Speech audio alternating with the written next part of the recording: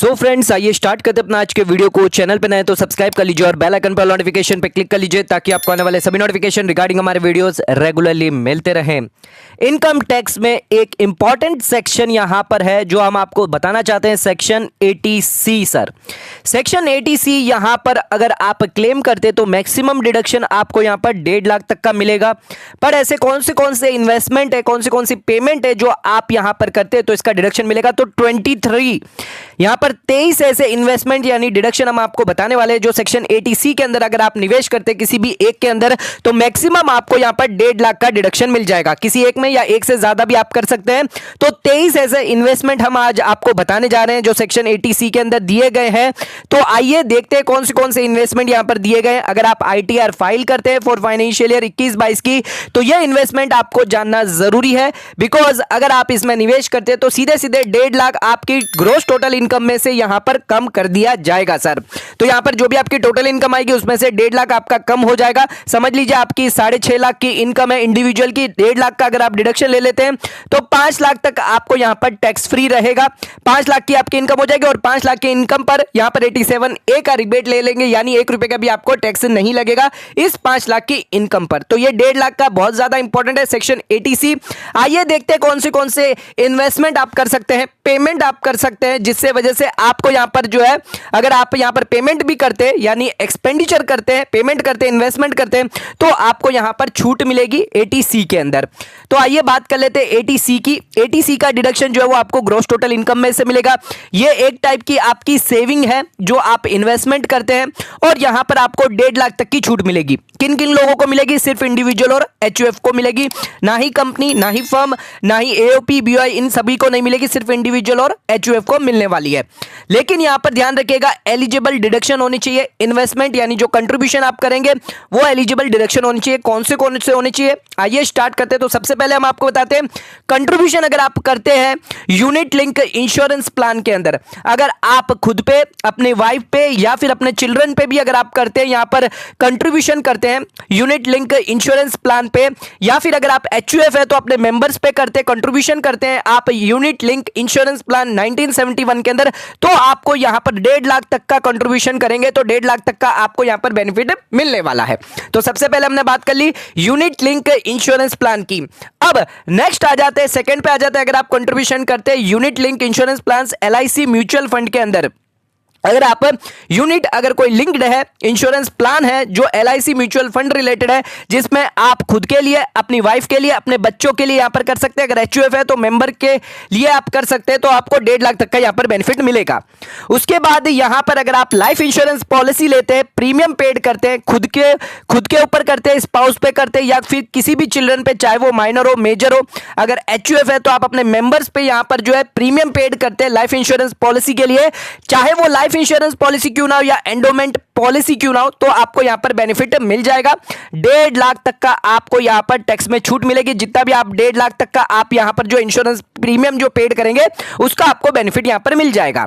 ध्यान रखिएगा अगर आपकी मैच्योरिटी होती है LIP पे, यानी आपने रिसिप्ट किया, आपने सालाना हर साल यहां पर भरते गए, 10 साल तक आपने भरा और 10 साल के बाद आपकी मैच्योरिटी आई तो वो भी यहां पर आपके लिए एग्जम्प्ट रहेगी 1010D के अंदर। सर, 1010D के अंदर वो भी आपके लिए एग्जम्प्ट रहेगी। जो मैच्योरिटी आएगी LIC की वो यहां पर आपके लिए एग्जम्प्ट रहेगी। अगर कोई बोनस यहां पर आपको मिला, एक्स्ट्रा यहां पर इनकम आपकी हुई तो वो आपकी टोटल इनकम में इंक्लूड नहीं की जाएगी।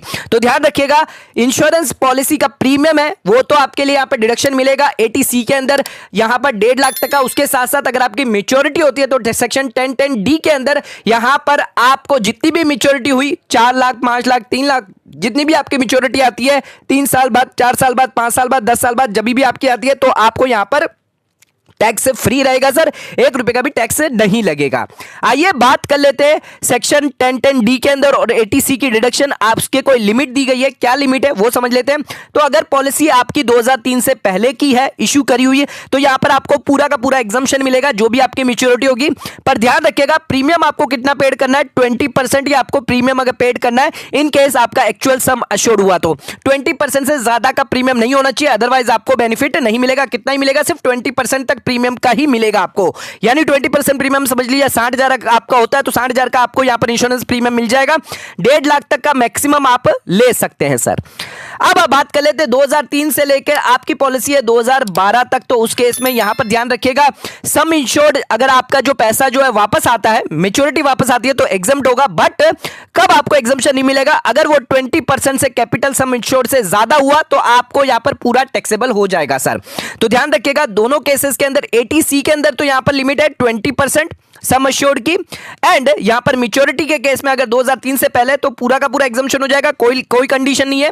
बट अगर 2003 से लेकर 2012 के बीच की अगर पॉलिसी है तो 20% कैपिटल सम अश्योर्ड होना चाहिए, तभी आपको यहां पर एग्जम्पशन मिलेगा जो मैच्योरिटी का पैसा आएगा सर। उसके बाद 2012 से लेकर 2012 के बाद की अगर कोई पॉलिसी है, 2012 के बाद की कोई पॉलिसी है तो आपका सम इंश्योर्ड कितना होना चाहिए सर, 10% होना चाहिए। प्रीमियम जो आप पेड करोगे वो 10% प्रीमियम होना चाहिए सम अश्योर्ड का, एक्चुअल सम अश्योर्ड का 10% प्रीमियम होना चाहिए। यानी 1 लाख अगर सम अश्योर्ड है तो 10,000 यानी आपका प्रीमियम होना चाहिए, तब आप 10,000 तक मैक्सिमम यहां पर डिडक्शन ले पाएंगे।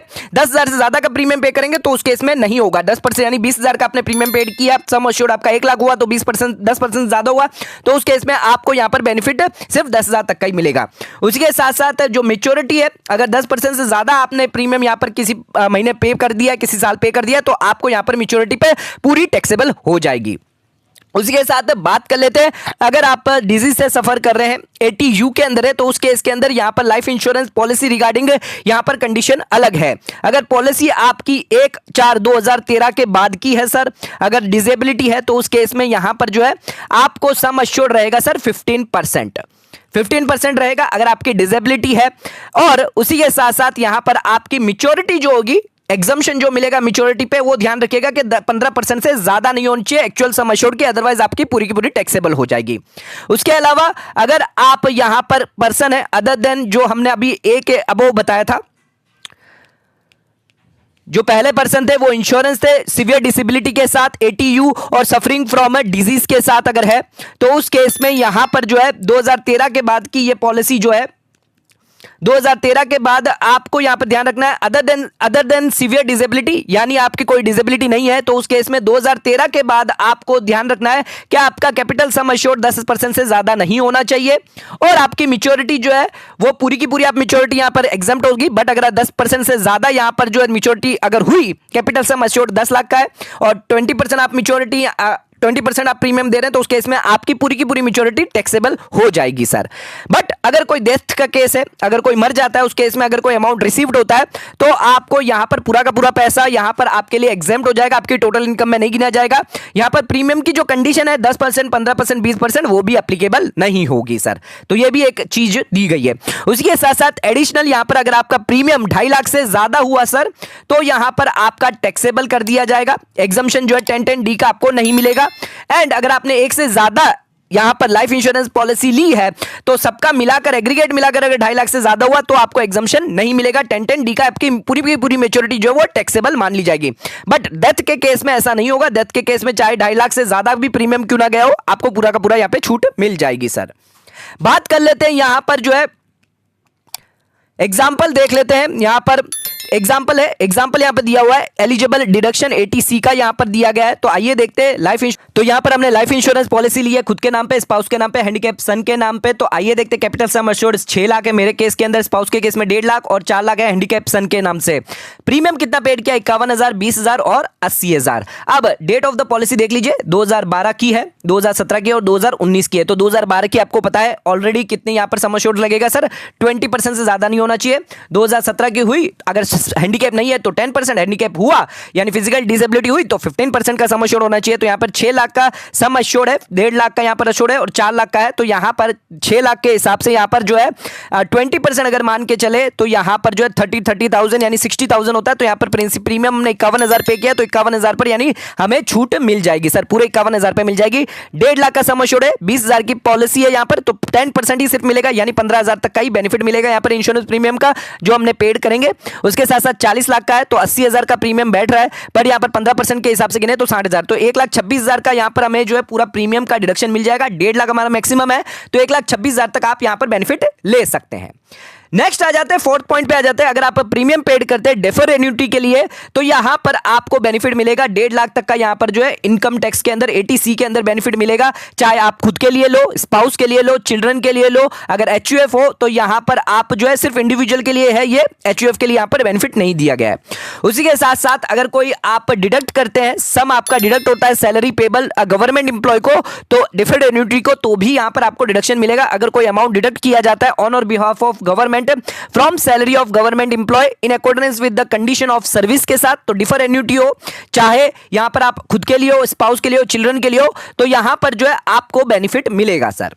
नेक्स्ट, अगर आप कंट्रीब्यूशन करते हैं SPF में, PPF में, RPF के अंदर कंट्रीब्यूशन करते हैं, प्रोविडेंट फंड के अंदर, रिकॉग्नाइज प्रोविडेंट फंड के अंदर जो सेंट्रल गवर्नमेंट यहां पर रिकॉग्नाइज करेगी, तो यहां पर 1.5 लाख तक का मैक्सिमम आप PPF के अंदर कंट्रीब्यूशन कर सकते हैं। आपको 1.5 लाख तक का यहां पर जो है मैक्सिमम लिमिट है for deposit in PPF account, आपको यहां पर बेनिफिट मिलेगा खुद के नाम पे, स्पाउस के नाम पे, चिल्ड्रन के नाम पे। अगर HUF है तो मेंबर, फैमिली मेंबर के नाम पे करेंगे तो आपको यहां पर बेनिफिट मिल जाएगा सर।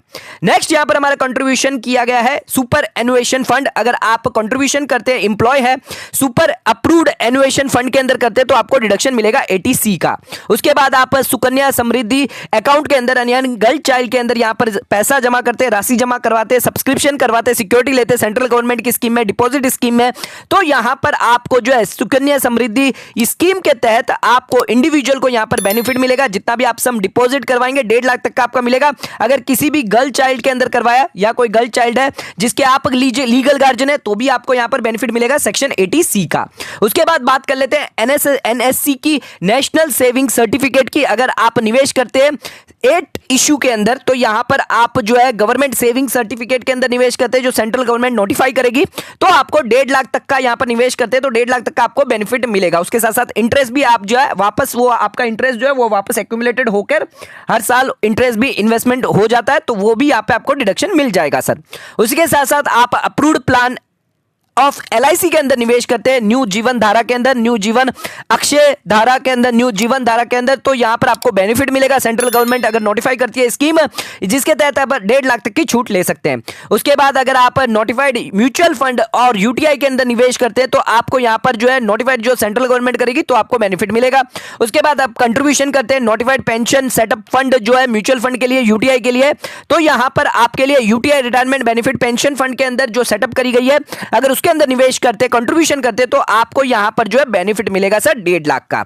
उसके बाद आप नेशनल हाउसिंग बैंक के अंदर save tax saving deposit term deposit की स्कीम के तहत अगर आप सब्सक्रिप्शन लेते हैं, डिपॉजिट करवाते, कंट्रीब्यूशन करवाते तो आपको 1.5 लाख का बेनिफिट मिलेगा। अगर आपने नोटिफाइड डिपॉजिट स्कीम के तहत यहां पर पब्लिक सेक्टर कंपनी हो गई जो लॉन्ग टर्म कैपिटल फाइनेंस करती है, होम्स के लिए, यहां पर रेसिडेंशियल पर्पस के लिए या कई अदर डिपॉजिट्स करती है, प्लानिंग करती है, डेवलपमेंट करती है, इंप्रूवमेंट करती है, तो यहां पर गवर्नमेंट स्कीम के तहत ये नोटिफाइड है तो यहां पर आपको बेनिफिट मिलेगा। उसके बाद अगर आप पेमेंट करते हैं ट्यूशन फीस का किसी भी यूनिवर्सिटी को, कॉलेज को, स्कूल को, अदर एजुकेशनल इंस्टीट्यूशन को, with in India full time education है, मैक्सिमम 2 चिल्ड्रन को यहां पर आपका बेनिफिट मिलेगा। तो आप ट्यूशन फीस पे करते हैं तो मैक्सिमम 2 बच्चों का यहां पर आप बेनिफिट ले सकते हैं। 1.5 लाख तक से 1.5 लाख से ज्यादा आप बेनिफिट नहीं ले पाएंगे। तो ध्यान रखिएगा, स्कूल जो है, यूनिवर्सिटी, कॉलेज इन इंडिया में होनी चाहिए, आउटसाइड इंडिया नहीं होनी चाहिए, अदरवाइज आपको बेनिफिट नहीं मिलेगा। उसके अलावा अगर कोई डेवलपमेंट फीस हुई, डोनेशन हुआ या payment other than similar nature हुआ तो आपको यहां पर डिडक्शन नहीं मिलेगा। नेक्स्ट बात कर लेते हैं, अगर आप रीपेमेंट करते हैं हाउसिंग लोन की, चाहे आप स्टैंप ड्यूटी हो, रजिस्ट्रेशन फीस हो, एक्सपेंडिचर हो, अदर एक्सपेंडिचर हो, आप यहां पर जो है कॉस्ट ऑफ परचेज और कंस्ट्रक्शन माने जाएगा और उस पर आप पर डिडक्शन मिलेगा। तो ध्यान रखिएगा, अगर आप कोई भी इंस्टॉलमेंट देते हैं, कोई भी रीपेमेंट करवाते हैं तो आपको यहां पर डिडक्शन मिलेगा।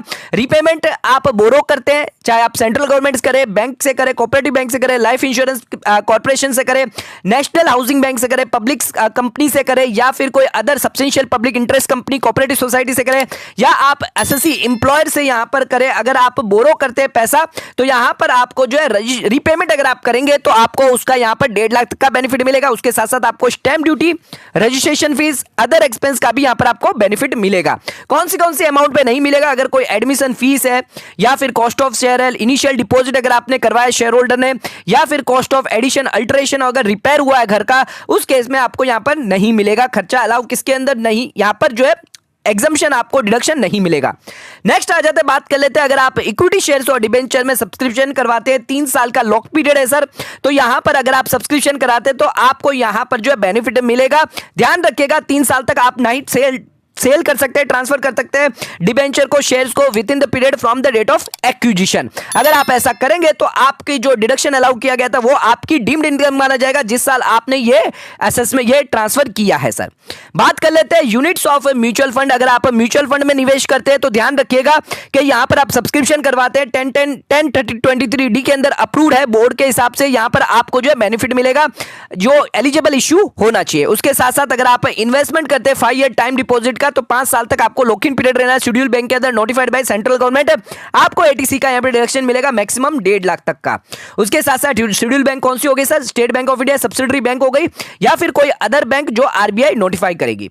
उसके बाद अगर आप नाबार्ड के अंदर यहां पर नोटिफाइड बॉन्ड के अंदर सब्सक्रिप्शन कराते तो भी आपको 1.5 लाख का बेनिफिट मिलेगा। आप सीनियर सिटीजन सेविंग स्कीम के अंदर डिपॉजिट करवाते अमाउंट क्वालिफाई है डिडक्शन एटीसी के लिए सर। उसके साथ साथ अगर आप पोस्ट ऑफिस टाइम डिपॉजिट में 5 साल का यहां पर इन्वेस्टमेंट करते हैं तो आप क्वालिफाई हो जाएंगे सेक्शन एटीसी। और फाइनली लास्ट एनपीएस अकाउंट में एडिशनल अकाउंट अगर आप खुलवाते कंट्रीब्यूशन के लिए टायर 2 के अंदर सर खुलवाते हैं तो आपको यहां पर बेनिफिट मिलेगा। टायर 2 के अंदर एनपीएस के अंदर अगर आप कंट्रीब्यूशन करते हैं तो यहां पर एटीसी का आपको डिडक्शन यहां पर 100% मिलेगा। तो ये 23 इन्वेस्टमेंट है जहां पर आपको एटीसी का 1.5 लाख तक का इन्वेस्टमेंट करते हैं तो आपको यहां पर जो एटीसी का डायरेक्टली आपकी ग्रॉस टोटल इनकम में से कम हो जाएगा सर। सो आज का वीडियो पसंद आया चैनल को लाइक और सब्सक्राइब जरूर करेगा, ज्यादा शेयर जरूर करेगा। धन्यवाद।